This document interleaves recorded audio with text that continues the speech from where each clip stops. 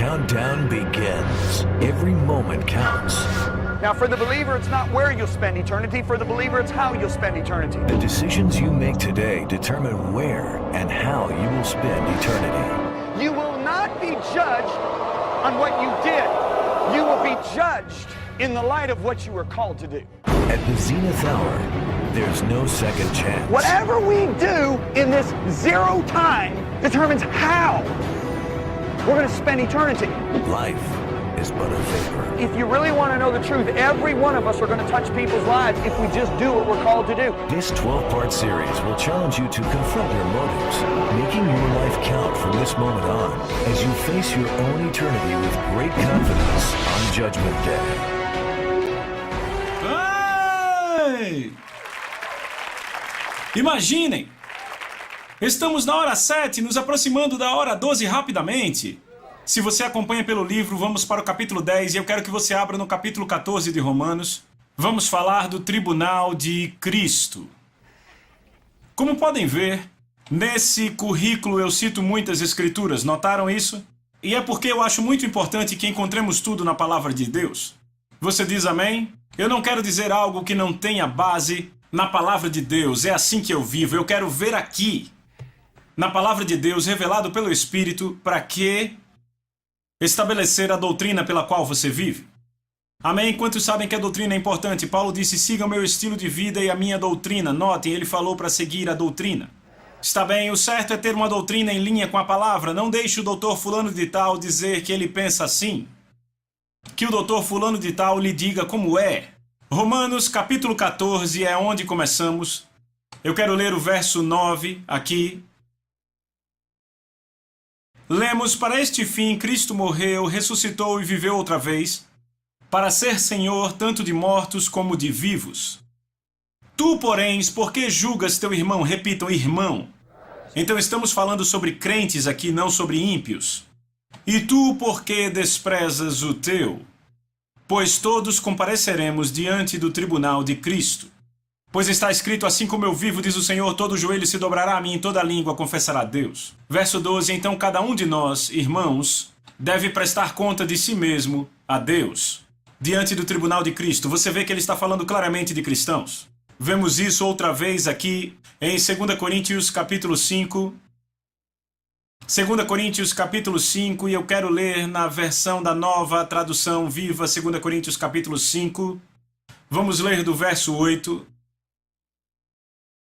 Vamos continuar de onde paramos na última hora. Sim, nós preferíamos estar fora deste corpo, pois então estaríamos no céu com o Senhor. Assim, o nosso objetivo é agradar-lhe sempre, quer estejamos aqui neste corpo ou fora deste corpo, pois todos compareceremos diante de Cristo para sermos julgados, o tribunal de Cristo. Receberemos o que merecermos pelo bem ou mal que tivermos feito em nossos corpos.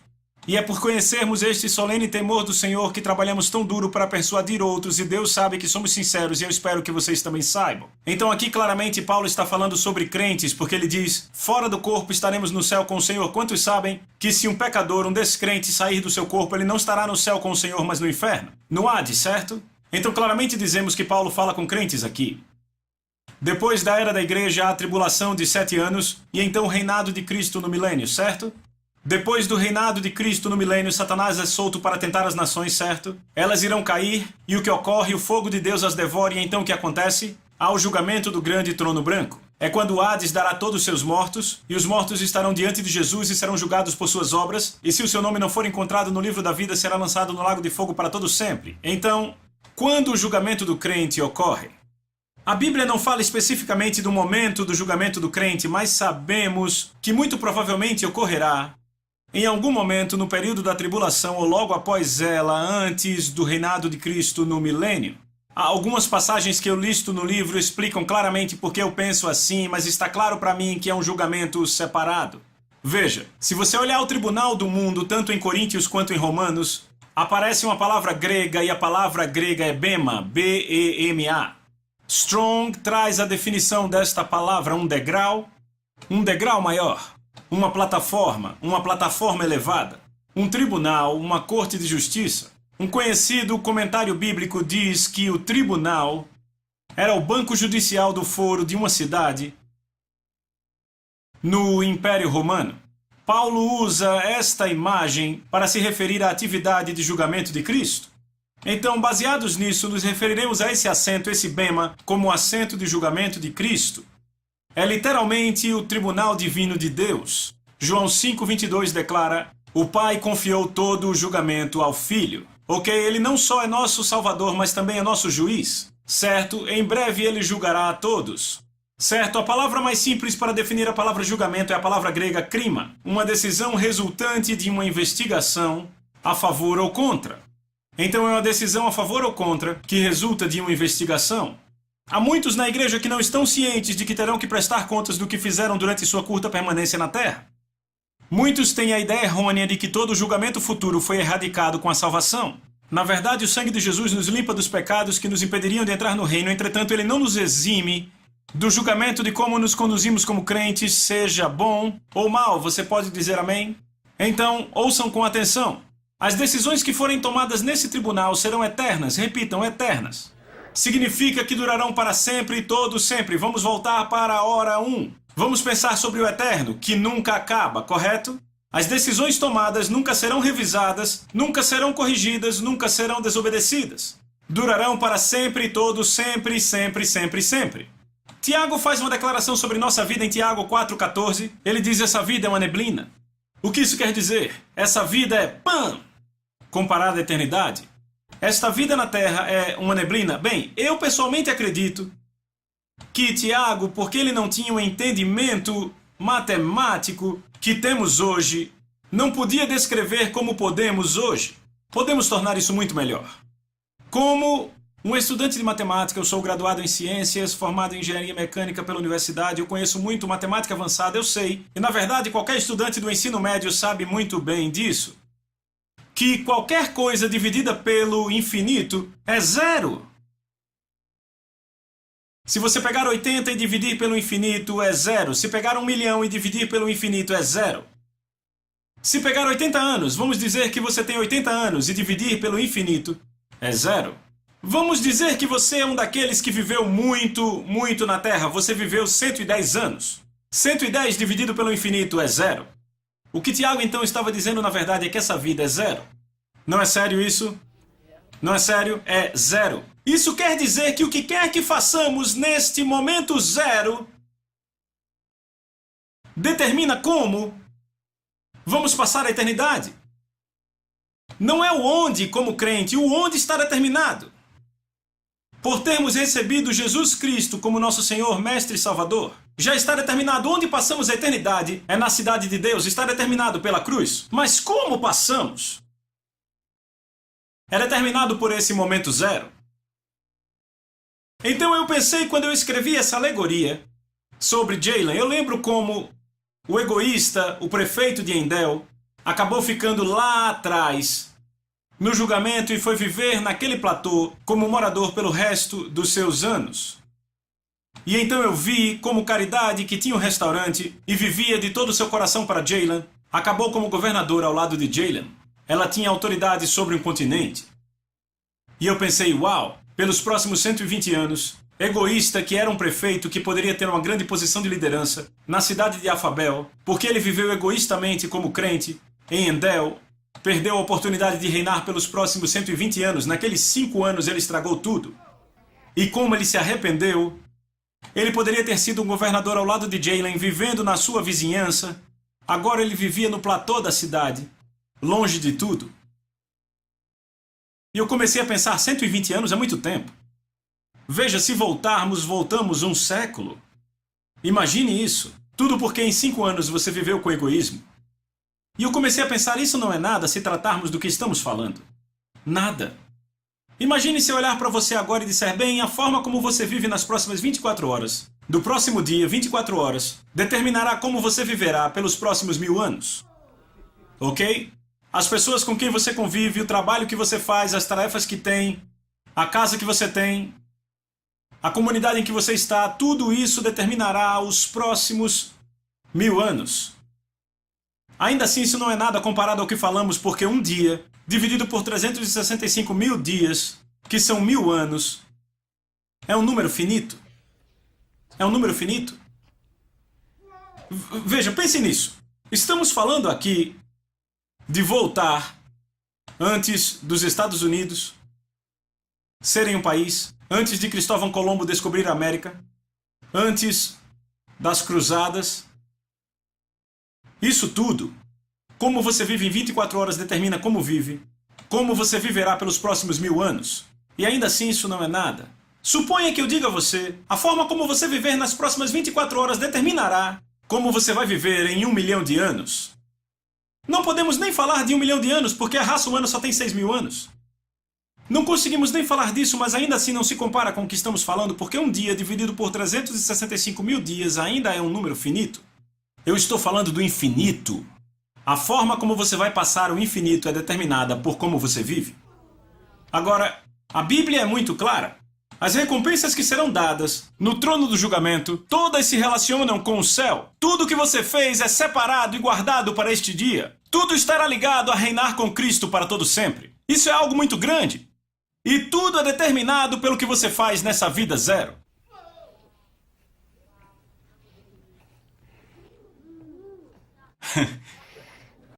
Certo. Vá comigo para 1 Coríntios, capítulo 9. É por isso que Paulo escreve para nós crentes, e agora você sabe por que ele escreve com tanta paixão. 1 Coríntios, capítulo 9, verso 24. Paulo diz, lembrem-se que numa corrida todos correm, mas apenas uma pessoa recebe o prêmio. Vocês também devem correr de tal forma que vencerão. Todos os atletas praticam estrito autocontrole. Eles fazem isso para ganhar um prêmio que se esvai, mas nós fazemos por um prêmio eterno. Então corro direto para o alvo com um propósito a cada passo. Eu não sou como um boxeador que erra os socos, disciplino meu corpo como um atleta treinando-o para fazer o que deve. De outra forma, eu temo que depois de pregar para os outros, eu mesmo seja desqualificado. Paulo disse, eu corro com um propósito a cada passo para o quê? Para ganhar o prêmio. Deus quer que você viva para vencer. Deus quer que você viva para receber recompensas eternas. Isto é algo que Ele deseja de você.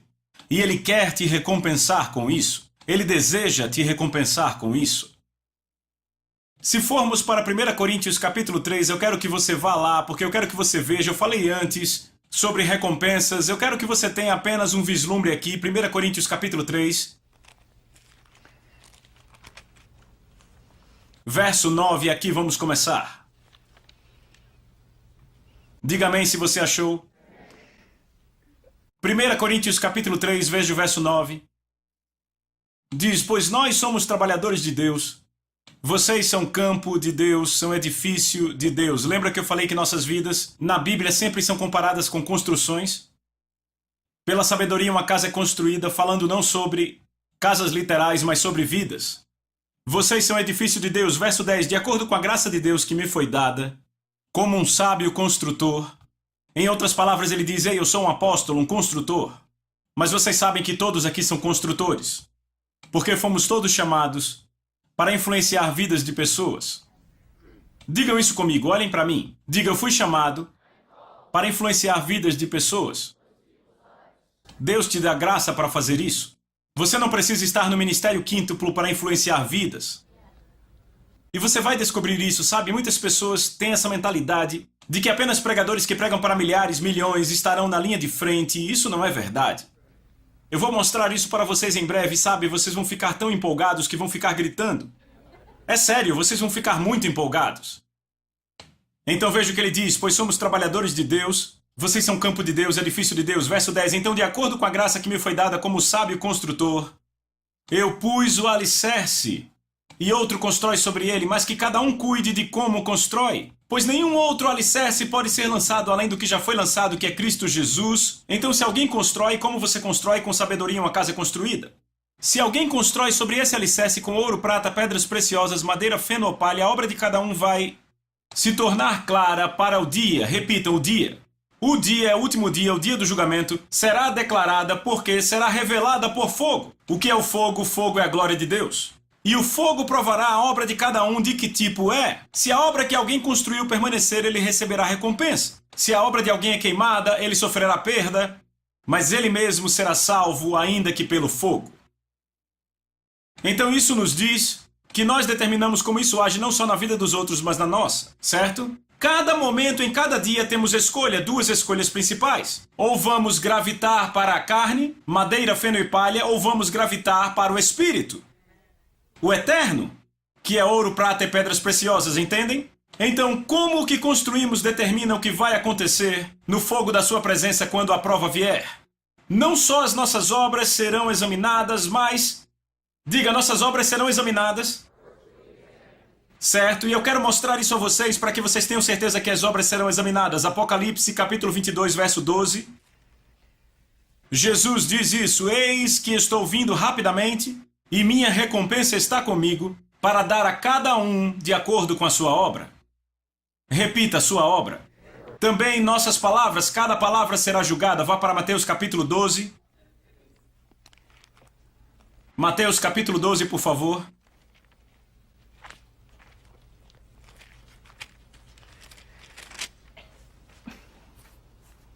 Diga amém se você achou. Mateus capítulo 12, eu quero ver o verso 36.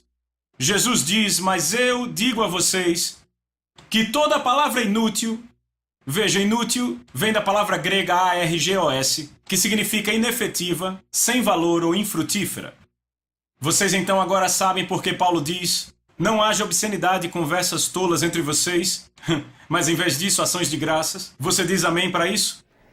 Jesus diz aqui, veja isso: mas eu digo a vocês que para cada palavra inútil, inefetiva, sem valor e infrutífera que o homem falar, eles haverão de dar conta disso no dia do juízo. Cada simples palavra inútil, ou seja, se para cada palavra inútil você vai dar conta, examine o que você fala. Veja, e é aí que as pessoas caem. Você não será julgado só por palavras e obras, mas pensamentos, e seus motivos serão examinados também. Vá comigo para 1 Coríntios, capítulo 4. Eu sei, é quase, por favor. Eu disse, esse livro me afetou mais do que qualquer coisa que eu escrevi. Quer saber a verdade? Eu apenas estava lançando o alicerce para o que eu vou falar daqui por diante. Essas próximas horas vocês vão ver coisas que vão chocar seus cérebros. Está tudo na Bíblia. Nossos motivos serão julgados. Vamos em 1 Coríntios, achou? Paulo diz: mas quanto a mim, é uma questão muito pequena, uma coisa muito pequena, ou seja, totalmente insignificante, que eu seja julgado por vocês, ou por qualquer corte humana. De fato, eu mesmo não me julgo. Não é interessante? Você já bateu nas próprias costas e disse: rapaz, você fez um ótimo trabalho. Não julgue a si mesmo. Veja isso. Pois eu não conheço nada contra mim mesmo. Certo, então eu não sei de nada contra mim mesmo, mas ainda assim eu não sou justificado por isso, pois quem me julga é o Senhor. Vêem isso? Paulo diz: o meu julgamento para mim mesmo não faz nada. Ele diz: porque aquele que me julga é o Senhor, e ele julga retamente. Verso 5: portanto nada julgueis antes do tempo, até que venha o Senhor, que vai tanto trazer luz às coisas escondidas das trevas, quanto revelar os desígnios ou motivos dos corações. Deus diz: eu vou julgar os motivos dos corações. O que a palavra de Deus faz? Ela julga os pensamentos, as intenções, os motivos do coração. Eu posso mostrar algo a vocês? No último verão, eu estava pregando para 4.000 pessoas. Era uma conferência estadual.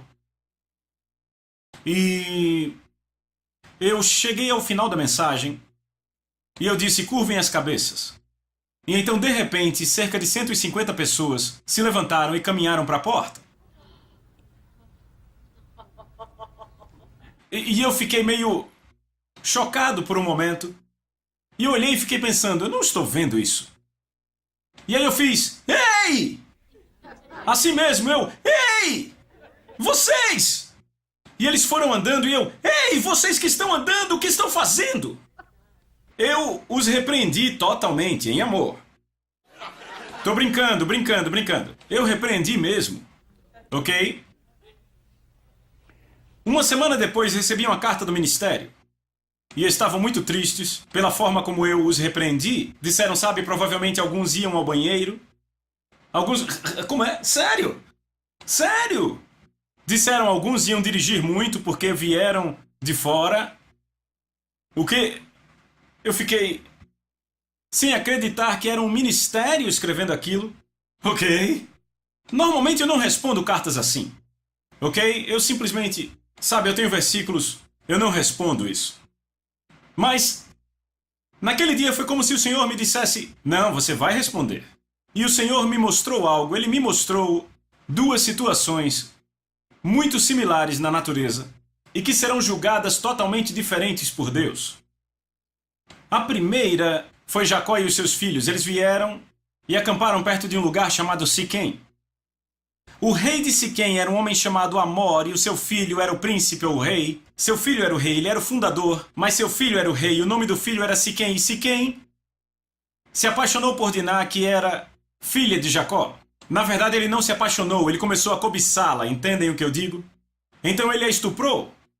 E assim que ele estuprou, ele disse, rapaz, eu fiz uma coisa errada. Então seu pai Amor e os sábios daquele lugar vai até Jacó e Jacó reúne os filhos e... Amor diz, meu filho se apaixonou por sua filha, o que podemos dar a vocês, o que podemos fazer para que meu filho case com sua filha e as nossas filhas, sabe, por aí vai. Então Simeão e Levi, que eram irmãos de Diná, e você tem que entender, quando você tem 4 esposas, 12 homens e as outras mulheres, você terá um monte de meio-irmãos e irmãs. E Simeão e Levi dizem, ok, então vamos fazer assim, vocês circuncidam os homens da cidade e então aceitaremos. E então Amor e Siquém ficaram muito felizes. Certo, vamos fazer isso. Então se circuncidaram, ok? E Simeão e Levi esperaram pelo 3º dia, quando a dor era maior. Entenda, são muitos nervos. Lembra quando Josué guiou os homens à terra prometida? Ele os circuncidou e se prostraram por 3 dias. Eles não estavam esperando por Deus, estavam com dor, entende? Há muitos nervos lá, vocês entenderam? Então esperaram o 3º dia, quando a dor era maior. E Simeão e Levi foram à cidade e mataram todos os homens. Ok? Esses gentios. Então, você vai 15 capítulos adiante, Gênesis 49, e você encontra Jacó no fim da vida, e pelo Espírito de Deus ele está liberando as bênçãos para os filhos. Rúben, o primogênito, é deixado de lado, porque dormiu com a concubina do pai. Simeão e Levi, os 2 próximos, também ficam de fora. E sabe, vai olhar a bênção deles, não há nada muito bom ali, de fato eles são chamados de instrumentos de violência. Porque mataram aqueles homens. Ele disse que o meu conselho não chega às suas tendas, porque são instrumentos de violência. Sabe, nada de bom foi dito a Simeão e Levi, por causa do que fizeram aos homens. Então a bênção vai para Judá, o 4º irmão. Então vamos passar vários anos adiante. Israel está no deserto. Certo, muitos anos depois, Moisés os leva ao deserto. E então ocorre um incidente ali. E o que aconteceu é que as mulheres moabitas e midianitas foram ao acampamento e levaram seus ídolos. E os homens fizeram sexo com elas. E uma praga é permitida pelo Senhor e mata 2.400 homens. E eis que um dos homens israelitas pega sua amante midianita, apresenta a Moisés e diz, ei, essa aqui é meu chuchu. Ele volta para sua tenda e começa a fazer sexo com ela. Bem, Finéias, o filho de Eleazar, o filho de Arão, o neto de Arão, Finéias, pega uma lança, corre para a tenda e atravessa a lança pelo homem hebreu e a mulher midianita e mata os 2. E sabe o que Deus faz? Ele exalta Finéias.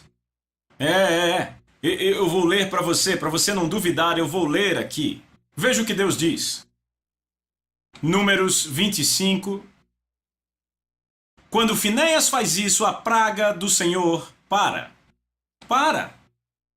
Então disse o Senhor a Moisés, Finéias, filho de Eleazar, filho de Arão, sacerdote, desviou a minha ira sobre os filhos de Israel, pois estava animado com o meu zelo entre eles, de sorte que não consumi os filhos de Israel. Portanto dize, eis que lhe dou a minha aliança de paz. E ele e a sua descendência depois dele terão a aliança do sacerdócio perpétuo, porque teve zelo pelo seu Deus e fez expiação pelos filhos de Israel.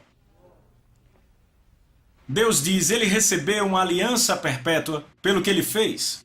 Então aqui está um homem, Finéias, que mata um irmão hebreu, e Deus o exalta para sempre. Entendem? E aqui há 2 outros garotos que matam estranhos porque estupraram sua irmã. E Deus diz, eu não vou nem entrar nas suas tendas porque eles são instrumentos de violência.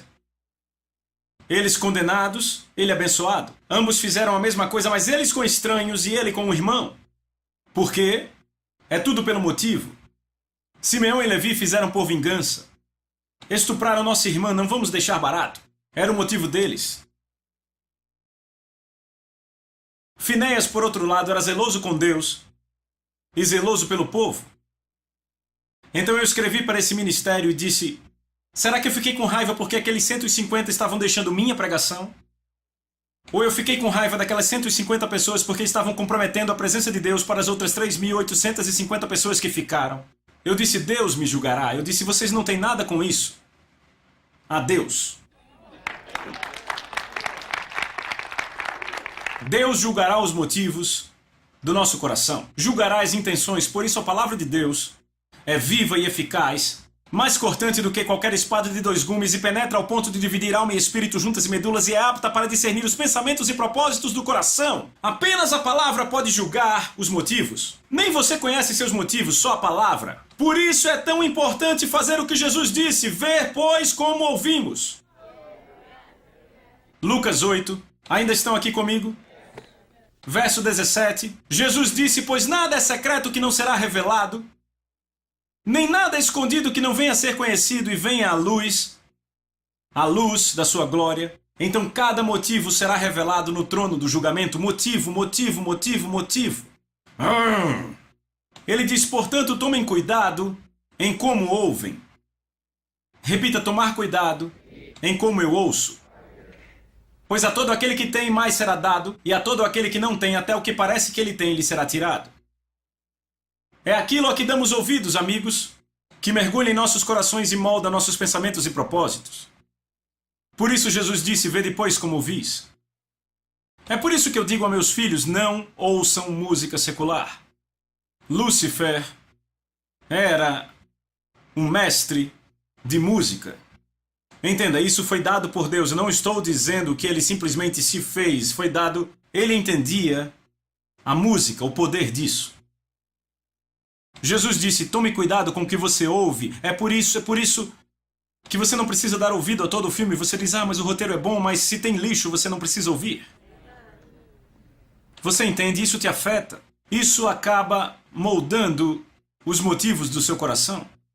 Mas a palavra de Deus discernirá os pensamentos e intenções do coração. Quando você põe a palavra de Deus dentro de você, você toma as decisões corretas em tempo oportuno.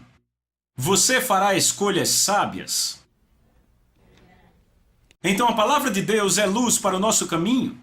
Se não estamos pondo, sabe, eu amo vocês. Vocês vêm para cá num sábado.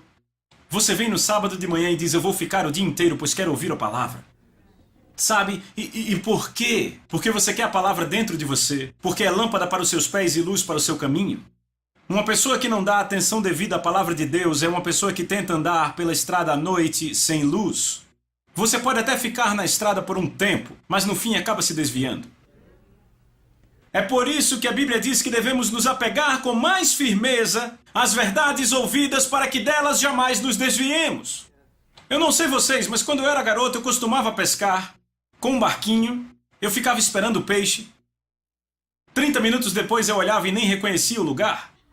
Sério, acontece. E eu... Uau! Porque você desliza sem perceber. Sabe quantas pessoas morreram? Depois fizeram as cataratas do Niágara, ficou famoso, mas sabe quantos morreram naquele rio? Há livros contando isso. Pessoas iam pescar, não prestavam atenção, iam em direção à cachoeira e desapareciam. Se desviavam. Não se desvie sem perceber, ou seja, se apegue com mais firmeza às verdades ouvidas para que dela jamais se desvie. Por isso Jesus disse: vê depois como ouvis. Porque há mensagens sendo adicionadas ao que você ouve e vão ao seu coração, e no seu coração podem afetar seus motivos. Os motivos do mundo são quais? Querer, querer, querer. Querer ser importante. Egoísta. Mas o motivo de Jesus é se doar. Então a palavra de Deus guia seus motivos e seu pensamento para ser uma pessoa que pensa no reino, uma pessoa que se doa, uma pessoa que pensa: eu quero a glória de Deus em minha vida. Muito importante.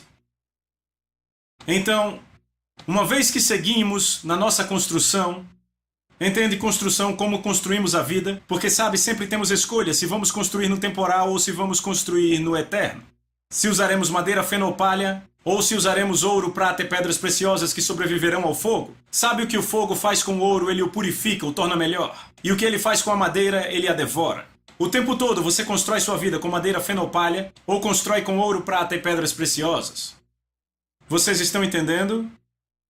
Se nos perdermos, duas coisas podem acontecer. A primeira, que é a melhor delas, é ouvirmos a palavra de Deus, porque ela discerne os pensamentos e intenções do coração, certo? Ela convence nossa consciência, certo? E então mantemos a consciência limpa para podermos ouvir. A segunda opção que pode acontecer, que não é a mais desejável, é termos nossos motivos expostos no tribunal de Cristo. Isso não é desejável. Ou damos ouvido à palavra de Deus e temos as atitudes e motivos ajustados aqui para continuarmos construindo certo, ou os teremos expostos no tribunal. Há muitas pessoas carregando bagagem. E quando você carrega uma bagagem do passado e suas decepções e tudo isso, isso te faz construir errado, porque o motivo fica errado. E você começa a construir coisas, e pode ter a aparência de evangelho, de ministério, de coisa boa, e de repente, o que você não percebe é que o motivo da sua construção está errado e será exposto no dia do julgamento. Por isso você tem que ter a palavra em você, para guardar a sua consciência. Foi o que Paulo disse a Timóteo na segunda carta. Ele disse: eu agradeço a Deus a quem sirvo com consciência pura. Eu nunca vou esquecer de estar sentado numa mesa de jantar com aquele homem. Eu era jovem no ministério, tinha acabado de escrever o livro A Isca de Satanás, ok? E eu estava sentado numa mesa de jantar com aquele homem que tinha um ministério mais antigo do que o tempo de salvo que eu tinha. Um ministro internacional, e ele olhou para mim e disse: John, o que eu faço para evitar de cair? Como outros estão caindo? Eu quase engasguei com frango. Eu disse: por que você está me perguntando isso? Quando você começou o ministério eu nem era salvo. Ele ficou me olhando, eu pensei: eu tenho que parar de ser estúpido, o homem me fez uma pergunta, eu tenho que responder, mas Deus, o que é que eu vou dizer a ele? E de repente o Espírito Santo me trouxe. Paulo disse: eu sirvo ao Senhor com a consciência pura. Eu olhei para o homem e eu disse: sempre tenha consciência pura. Eu disse: você pode tomar decisões e aqui saber que é errado, mas tudo aqui diz que é bom. Mas aqui sabe que é errado. Eu disse: não vá contra aqui, porque quando você vai contra aqui é quando o processo do pecado começa. E de repente você está fazendo coisas, porque sua consciência está cauterizada, você não mais ouve e então será exposto no tribunal de Cristo.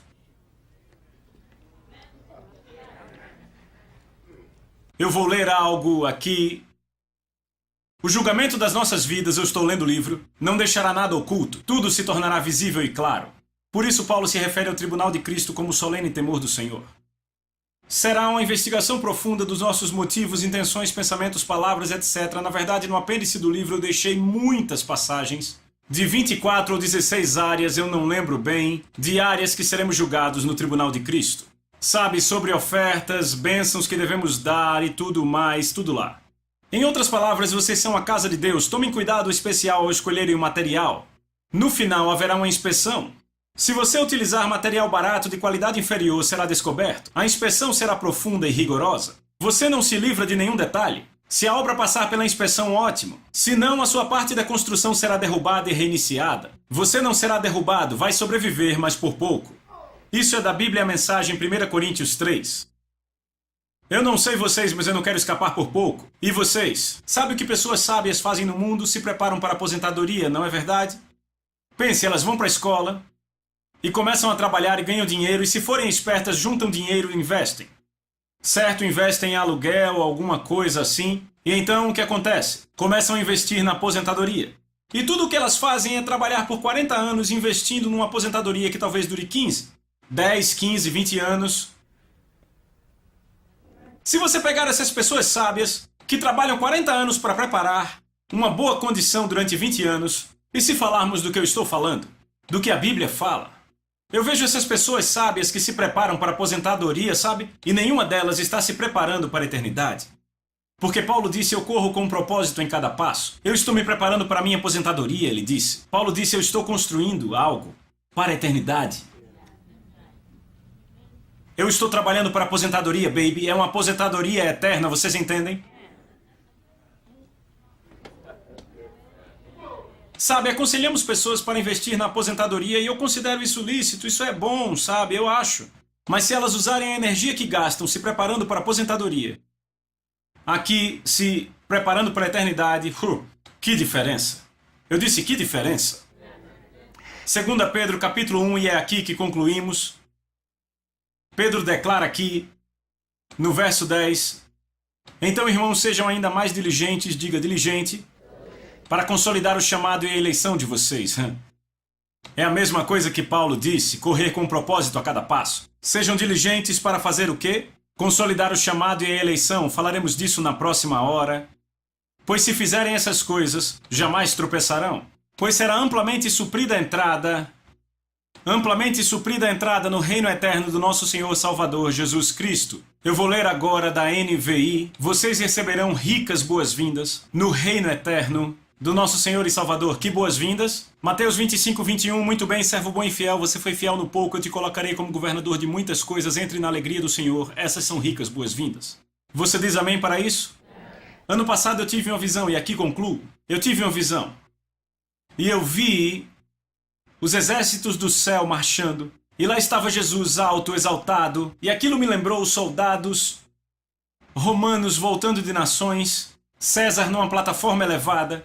E os soldados marchavam pelas ruas de Roma. E todos os cidadãos ao lado, festejando e celebrando. E os soldados traziam os espólios para César. E eis o que eu vi os exércitos do céu trazendo os espólios para Jesus.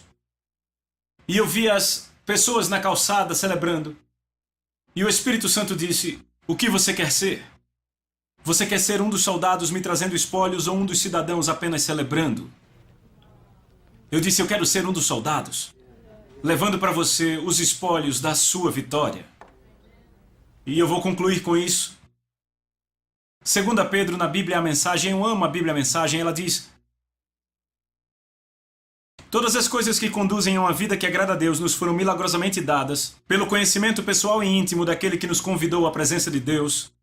Então não percam nem um minuto em construir sobre aquilo que lhes foi dado, complementando a base da sua fé com bom caráter, entendimento espiritual, disciplina alerta, paciência apaixonada, assombro reverente, amizade calorosa e amor generoso. Cada dimensão alimentando e se encaixando uma nas outras.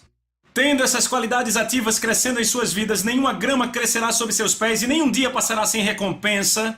Recompensa, enquanto você amadurece em sua experiência com o seu Mestre Jesus. Então, amigos, confirmem o convite feito por Deus, não deixem para depois, façam agora. Façam isso e terão suas vidas em base firme, ruas pavimentadas e o caminho amplamente aberto para o reino do Mestre e Salvador Jesus Cristo, porque o que está em jogo é tão sério, embora vocês estejam conscientes de toda a verdade e a pratiquem interiormente e exteriormente, não deixarei nem por um minuto de chamar a atenção de vocês para isso.